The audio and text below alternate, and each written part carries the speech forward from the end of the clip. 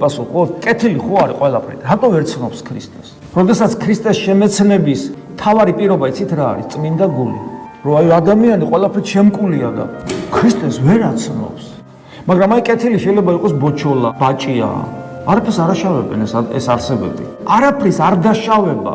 ბუნებითი სიკეთის ქმნა არ გარღვევინებს იმ ჩარჩოებს, რომელიც აუცილებელია რომ გაარღვიო და მარადისობაში გახვიდე. ადამიანი იმიტომ არის ადამიანი, რომ მას ღმერთის ხილვის უნარი აქვს.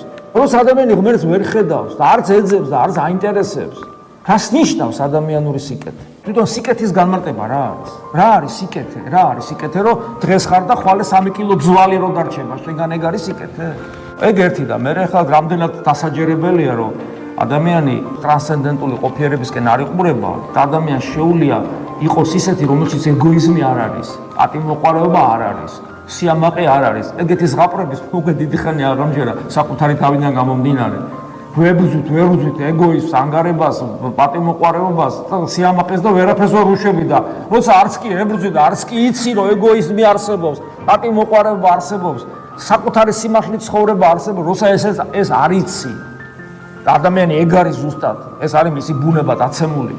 ეხლა რაზეა ლაპარაკი? აბსოლუტური კეთილი, მაგრამ ღმერთი არ წავს. ეს ნიშნავს იცით რომ მეორე ღმერთია. არ არსებობს სხვა ღმერთი ღმერთისგან.